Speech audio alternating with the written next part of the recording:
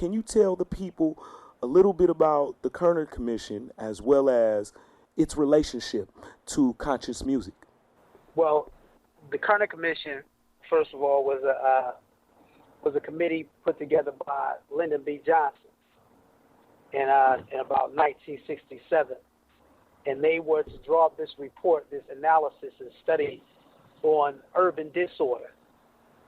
And they wanted to know what was motivating the disorder, what was driving the youth to revolt against the system, what was causing all the riots, in that era, because, in 1965 you had the long, hot summer, just an entire summer of just revolt, so they wanted to get into it and try and decipher what was the cause, so as to prevent it from happening again if they could. That's the way they work. That's the way white man works. His mentality is to understand everything, separate it, divide it, break it down, so that he can control it, manage it better. So he went into this study on urban disorder, and he started to realize that, well, what they came up with in the report was that the rioters were basically 16 to 24-year-old black youth. For the most part, many of them were high school dropouts. They said that those who were high school dropouts had a higher mean IQ than their counterparts who didn't drop out of school and went through the system to graduation. So these are just some of the things that they were discovering in their research. They said that the thing that was causing the riots, what causing the youth to rebel, was they said that these youth between the ages of 16 and 24 at this time, they exhibited a high esteem and enhanced racial pride. And this is what was driving them to revolt against oppression and the symbols of oppression. So I was making connections throughout the history of black people, in terms of that report, and the enhanced racial pride and the self-esteem and the different times when we had that self-esteem and that enhanced racial pride, what it correlated directly with the consumption of black music. And when I say black music, I mean black in every sense of that term. So when we go all the way back, like, for example, we go back to like 1832 with Nat Turner. When Nat Turner revolted against the plantation block, after he was hung, they sent over 1,000 Christian missionaries into the South, into the black churches, to regulate what songs could and could not be sang. They considered some of the songs to be songs that motivated rebellion against the plantation block. So they outlawed several Negro spirituals in that era. So then as we come through the years, we'll see the cyclical repression of black art and its ability to motivate black people, its ability to mobilize black people as well. So when we come to 1960, it's always an event. Every time at the event, when the Kerner Commission did their report, it was right after the long, hot summer of revolt that they did their report. Mm-hmm. So they said, okay, what are they listening to? What are they dealing with? And they suppressed the music again. They started, to change the playlist for black people at that time. And we went from songs like Black People, Are You Ready? We went from songs like A Change Gonna Come, Sam Cooke, all types of records. We were Nina Simone, Mississippi Goddamn. We were in that space. We were in a space that reflected the environment we embedded in. We were in an environment, a hostile environment, an environment that required our activism, that required our awareness. So everybody was sensitive to the environment, and its stimuli, which was repression, assassinations. We were living in a climate where everybody was being assassinated. All the black leaders were being assassinated, run out of their hometowns. Fannie Lou Hamer, Medgar Evers, so many of them. Robert F. Williams. Right. So we were dealing with a lot at that time, and the music was reflecting that. The music was reflecting what we were dealing with. So they came in and they shut down the music. They changed the playlist, shift the playlist, and then we had all the exploitation content to come right at the late 60s and early 70s, early mid-70s, and up until hip-hop. So we started getting the films, the Nigga Charlie and the Return of Nigga Charlie. These were movies, blockbuster movies on the silver screen, produced in Hollywood, you know? So hip-hop are not the ones that was responsible for the propagation of the term nigga. The mainstream magnifiers of artistic content are responsible for disseminating that word throughout the universe and making it so ubiquitous. It's what they do. They did it before and they're doing it again. You know, so we're in this space where they're just flooding the airways, flooding the black media with exploitation content. For instance, Billy D. Williams, you know, The Final Come Down. A lot of people haven't even seen that movie. Oh, I haven't. A lot of people, right? You know, he was a urban revolutionary. He was modeled loosely after the Black Panther Party. And it's a serious movie. You can probably pull it up on YouTube or Netflix or somewhere, The Final Come Down. And it's hard. Like a lot of the interludes on my last record are from that movie. You know, but these were the movies that we were into. You know, Sam Greenlee, Spook Who Sat by the Door. And they shifted the playlist. They changed everything. They gave us exploitation movies, exploitation music to be the soundtracks for these movies. I mean, for instance, Curtis Mayfield was doing a lot of, like, Curtis Mayfield wrote and produced Mr. Welfare Man on the Claudine soundtrack. Right.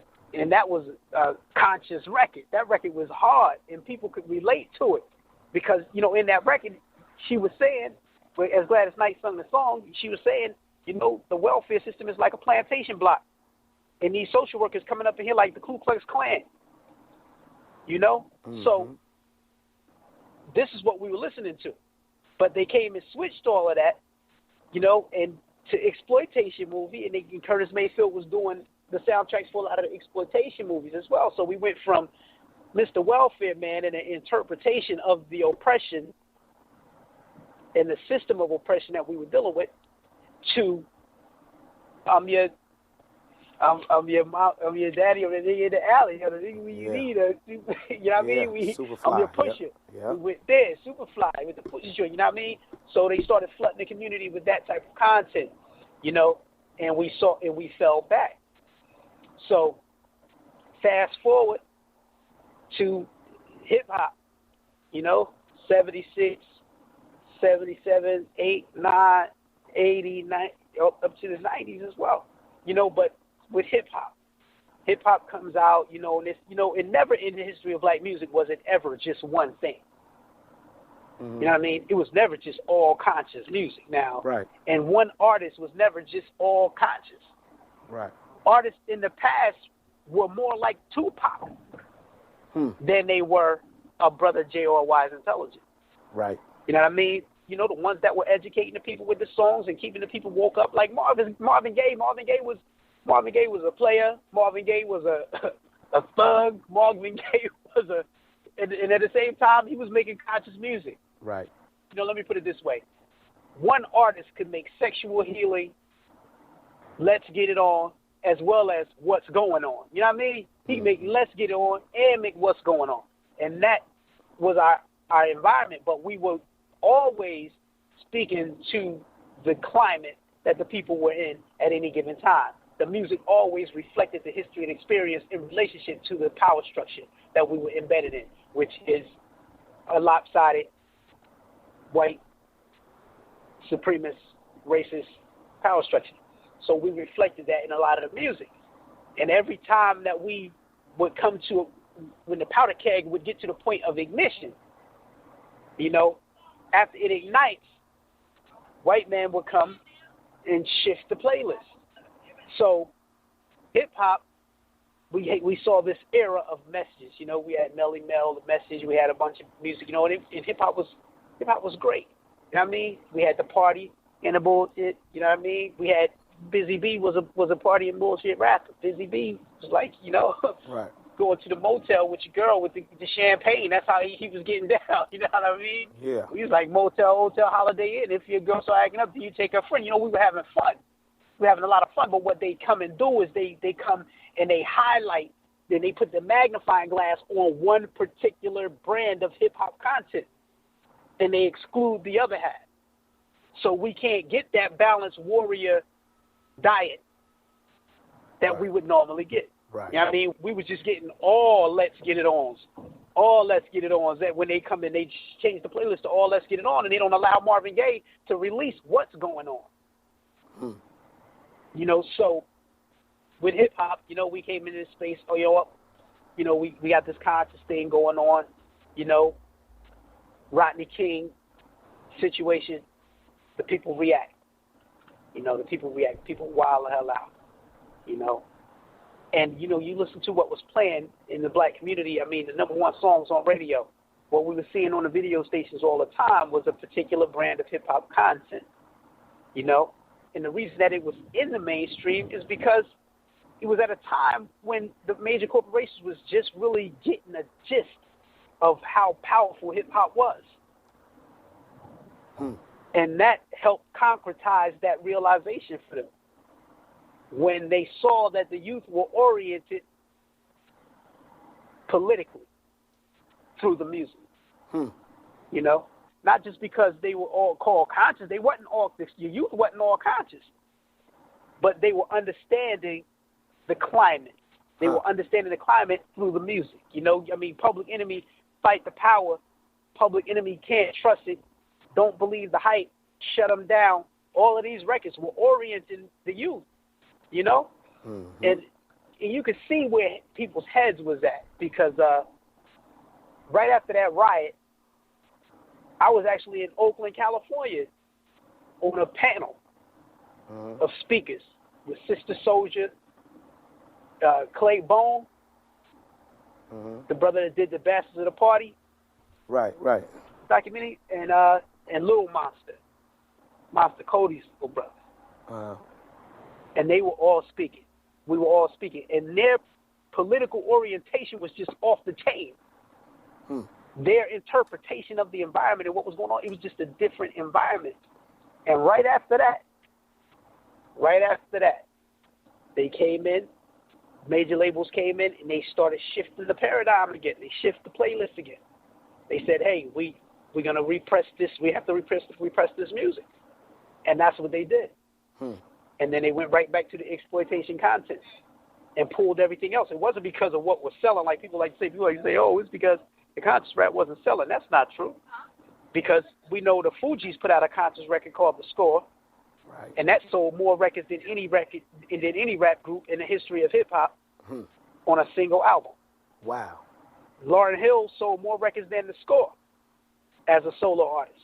And then every record Tribe Called Quest put out went platinum. Public Enemy records went platinum. You know, there was a slew of gold records. And there was very little promotion at that time. You know, we wasn't getting $1 million to promote a single at that time. You know, artists wasn't getting $1 million dropped on one record to make it a hit. You know, that wasn't happening at that time. Record labels was just throwing conscious music on the wall to see if it was stick. It wasn't even defined as conscious music at the time. It was just hip-hop. You know, it was just hip-hop. Yeah. Nobody called themselves conscious. We didn't call ourselves conscious. We was just rappers. We were a rap group. And that was that. You know what I mean? We were on tour. Think about it. We were on tour. Poor Righteous Teachers, The Lynch Mob, X-Clan, Too Short. Wow. D-Nice, and Yo-Yo. Wow. That was our tour. Twice. It was just, the diversity was there. The diversity was there. I mean, and everybody had something conscious to say, but at the same time, Too Short, Q, Lynch Mob, they were who they were at the same time.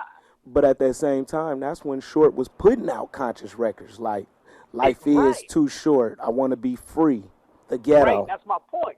That's my point. But we all know he was too short from the hood. Right. That didn't elude us. That fact didn't elude us, you know? And everybody could relate to each other. I mean, we was on a tour. We was running around. We were on each other's tour buses, stopping at stores, getting in trouble with the white people at the little 76 truck stops. You know, it was Right. just a good vibe. There wasn't no you know? separation. And then wasn't no separation. Then the magnifying glass came. The controllers of the magnifying glass said, hey, we got to change this because they have a certain power through our medium, through this medium. We, they knew that they were the ones responsible for magnifying the content that was oriented to the youth. America's Most Wanted album was one of the best albums in hip-hop history to me. Mm-hmm. Ice Cube. You know what I mean? Mm-hmm. Yeah, that was one of the most well-put-together records ever in hip-hop to me. So it was what it was. So they shifted the paradigm and they just flooded the exploitation content again, as they did in the 60s, as they did in 1832. Same thing. They said, we got to dumb the music down a little bit. We just got to show this one side of it. That's what Chimamanda Adichie calls the danger of the single story. You know what I mean? And that's what it is. When you only show one side of something, you don't get the full gist of what's going on. And it's an underdeveloped view at that point, whereas hip-hop used to reflect every ideal that was in our hoods in the mainstream. Right. We all had that brother around us who was going to school. We all had that brother who around us who was working a job to help his family. Then we had we had brothers who were on the corner, on the block, doing what they do, putting work in, or whatever. You know what I mean? But it was balanced. All of those views were represented in the forum until white man said, no, I'm only going to concentrate on this one particular brand of content because what it does is it aids in demoralizing a people. Well, let me ask you, do you believe that there was a major multinational corporation meeting where this was done? Do you think it was done through a series of phone calls? Or was it more of a shift in the culture that they wanted to create? Do you think it was something that was intuitive to them to dumb down? Or do you feel like it was an orchestrated meeting that had to go down? I think it was both. I think it was both. I think that, that's the nature of rich white men to suppress black people. Right. And I think that at the same time, I think that it was organized just as with film, the United States government, they go to Hollywood and they have budgets that they give directors in production studios to have their directors produce movies with their propaganda in it. Right. They'll come with $100 million and say, hey, here's $100 million. This is the budget. And we're going to help support a film that deals with the defamation of Iran. Mm-hmm. And then you're going to get movies like 300, where they're making the Persians look like savages. Right. And that's what they do, So, yes, absolutely. So would you compare what they do to rap music with what's being done right now in Ferguson in terms of the reports that's coming out? Because as I'm a broadcaster and journalist, we're only getting tidbits of information as to what's going on in Ferguson due to the fact that the black media, or at least the portion of the black media that I'm hooked with, we don't have a reporter reporting from our viewpoint. So we have to try to pick through what white people are allowing their corporate media to say. How do you compare the Kerner Commission with what's going on in Ferguson behind the murder of Michael Brown? Oh, yes, it plays out on every level of media. It's not just with the music. It's not just with the films. It's with every aspect of media, literature, newspapers, everything. And they're always going to suppress what the people are feeling all the time. They're going to suppress the real story because, that's why the police story is always the official story in mainstream media. Right. Because they're beholden to the same corporations, So I guess the short answer is yes, absolutely. It plays out the same way. They control all the media and they're only going to magnify. It's like, for instance, when Gary Webb in 1996 came out with the CIA collusion with the crack inundation in the community. Dark Alliance. In the San Jose Mercury report. Right. And all of that. They suppressed the report. Right. And then they suppressed him right after that. Right. You know? And then he got murked right after that. Right. That's what I'm saying. I thought you were saying that, yeah, they isolated because remember he lost his job and all that, and they played him like he was a crazy dude, Right. and then he supposedly committed suicide with two shotgun blasts to the head. Right, right. You know, Mm-hmm. that's what they do. That's what they do. You know, they control propaganda. You know, we got to really understand how they function because they know the power of the music. You know, they know the power of the music. You know, to convey the message. Like for instance, the things that you report, rappers rap about. Mm-hmm. So you in the same space because you're an insurrection reporter. Mm-hmm. You know what I mean? You're in the same space. You would be considered a hostile journalist. That's right. In their world. You know what I mean? So that's the way it plays out on every level. Like, you know, one case in point. The Secretary of State has a cultural arts budget. United States Secretary of State. Hillary Clinton used to control that budget when she was Secretary of State. Now it's John Kerry, I believe. Mm-hmm. So when Hillary had this budget, they used to do with the cultural arts program, they used to send artists around the world to promote American ideas, so to speak. So they would send artists on tours around the world. And one of the artists that they were sending was a conscious group from Brooklyn named Chin Lo and the Liberation Family. Chin Lo and the Liberation Family. And they sent Chin Lo and the Liberation Family to the Muslim world. Syria. They went to Syria. They went to Libya. They went to all of these places. Egypt. They went to all these places before those riots broke out amongst their hip-hop generation. Mm-hmm. So this group goes over here with their insurrection music. You know, they're the Liberation Family. They're singing songs of liberation, songs about getting free from oppressive governments.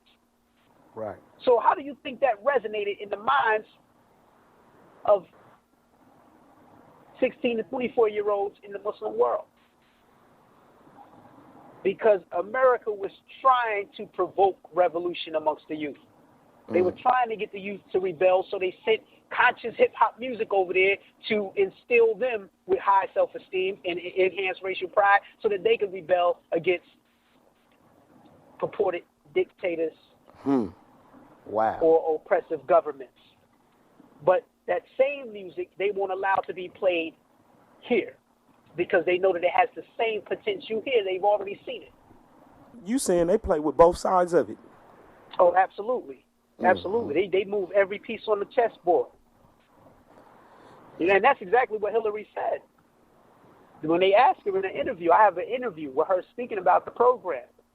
In the interview, they said, so you see hip-hop as a tool for cultural diplomacy? And she said, I employ every piece on my chessboard. That was her words. Wow. Grand Chessboard, the book, Absolutely.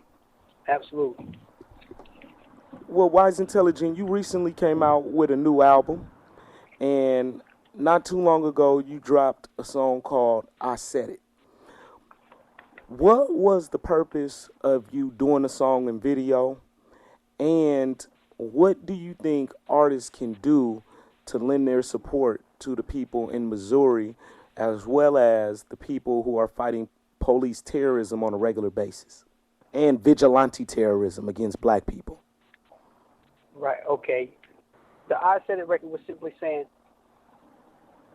I'm going to say what everyone has been conditioned not to say. I'm going to say exactly what's on my mind. I'm going to say it how I feel it. I'm going to say it raw, unapologetically, deliberately, and in your face. I said it, and I don't care who has anything to say about it. You can tell them I said it. Right. Because this is just what it is. You know what I mean? So I summed up some things in the record. And, you know, with the video, I wanted to do something about the Trayvon Martin situation, you know, so I portrayed Trayvon Martin in the video, but, you know, we had the story end a different way. You know, that's what I use my art for. My art for me is a weapon. You know, and that's how I use it. I see it as an instrument of war. It's probably one of the only weapons we got at this point. So I got to use it that way. And I believe that artists shouldn't be afraid to say what they feel. I mean, what are you hoping for? You know, I mean, what are you hoping for? A record deal? I mean, that era's over. That era's over. It's a totally new era now. You know what I mean? Everything is independent. Music is damn near free. Right. Music is all but free. You know what I mean? Attach your music to something that's greater than yourself, you know, and immortalize yourself that way, you know. Give your music back to the people as a service, you know, and Damn, that was a cold statement, man. What did you just say? I say give the music back. Give it back to the people. Let it be a service to the people. Because at this point, you know, I mean, what are you trying to do? You got to, I mean, right now, the only way you're going to immortalize yourself, your music, your art, is by attaching your music to something that's greater than yourself. You know what I mean? Straight up. You know, and that's what I encourage artists to do. You know, don't be afraid. It's like, what are you scared you're going to get dropped off a record label? What is a record label now? Right. You know what I mean? It's like in the grand scheme of things, it's irrelevant. You know, radio is irrelevant. I mean, video stations are irrelevant. They play 5 different artists. They play 5 different artists that, you know, the ones we all know, that you don't need to say their names, we all know them. Right. You know, but at the end of the day, artists shouldn't be afraid, man. Just, you know, say what's real, be real. And, you know, and that's where me and Tupac really resonate. That's where I resonate with Pac, because he would say it. Right. He would say it. He was one of the most fearless. He probably was the most fearless, you know, when it came to just, you know, unapologetic and blatant. This is what I am. This is how I see it. This is my interpretation of the world I'm in. Take it or leave it. You know what I mean? And that's real. I mean, like you said, just be real. Just be real. You know what I mean? And that's where I think artists need to go. You have to go. You know, you can't be chasing radio and what's playing on the radio and doing something for the people at the same time. You know, it's one of those things, you know, I have this belief right now where anything that got a commercial should not be consumed. Anything that got a commercial for it in this day and time should not be consumed, because it's beholden to a major corporation. And the major corporation they ain't on the side of the people. Straight up. They ain't letting you get nothing off that's going to, you know, help move the people to a better place. You know, and, you know, but that's what my record was about. And all of this police terrorism, policide. We got homicide, omnicide, and policide. I mean, police just killing everybody, just murdering people, you know. But organization is what's going to abate that. You know, there's a lot of different things that can be done. You know, the protest, the right to assemble and protest is always good, but that's just one tier of a movement. You know, you need every aspect of a movement. You know, you need that movement that can strike fear in the opposition as well. You know, and I think that's what the group Anonymous is up to. Right. The hackers. You know, their whole position is, we're going to strike fear in you. We're going to compromise you the way you're compromising everybody else. We're going to expose your weaknesses, put you out on Front Street. You know what I mean? And that to you know, what they call it, the blue shield of silence. You know what I mean? Mm-hmm. You know, they have so many secrets. They don't want none of that information to come out. They don't want nothing to come out, but they have it all documented. They have it all in their databases, because that's how they keep each other loyal. Right. You know what I mean? So they don't want information like that coming out. They don't want people to be able to reach them or touch them in personal ways. You know, so that's a great tactic. But even that should be coupled with the right to assemble and protest. You know, the demonstrations. You know, as well as that Panther arm. You know what I mean? Right. That arm where, you know, we have a right to defend. We have a right to militarize ourselves. You know. Straight up. You know, you have a right to form a militia and militarize the same way that the police do. You have a constitutional right to do it right here on this soil. You know, and I believe it should be done. You know, and they don't understand nothing but that kind of talk. That's what they understand. Right. You know, Like Malcolm X said, we need gun clubs. exactly. And then that's the thing. Legal ones. I'm starting one right in my own hood. Kid you not. Kid you not. Been drawing it up for the past 3-4 months. That's exactly what I'm doing right now. All legal, and it's we have a right to do it. Yeah. So it's necessary because you never know, man. It's better to have it not needed than need not have. Right about that. We see that. You know what I mean? I just believe that sometimes, war is war. War is war. And when you in a war, it's casualties, man. It's casualties. And when they taking out the youth like they doing, taking brothers and sisters out the way they doing, some of them got to be getting dropped in the ground also. No doubt. Can't be one-sided. It can't be one-sided, or it's going to continue to be one-sided. We can't be in a war and be the only ones not fighting. Right. You know what I mean? It's no doubt in my mind or no illusion in my mind. I'm not deceived as to why it's happening to us.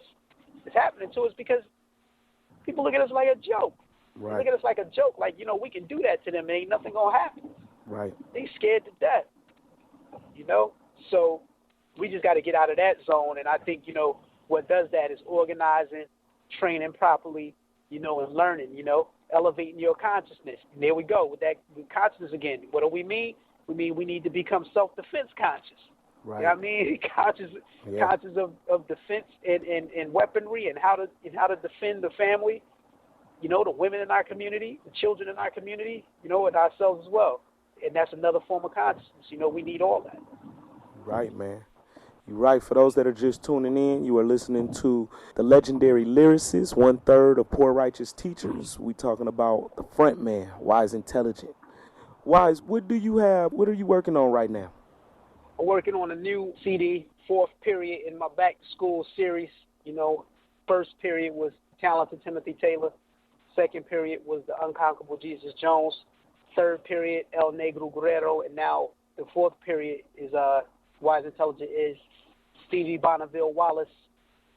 I'm trying to get that out by the end of this year. Hopefully I'll get it out by the end of this year, as well as the books that I'm finishing up right now. 3/5 in MC, The Manufacturing of a Dumbed Down Rapper, and The Realest Shit I Ever Wrote, which is a compilation of lyrics that I've written, and I'm just deconstructing them and letting heads know where I was coming from with the lyrics. When are the books due?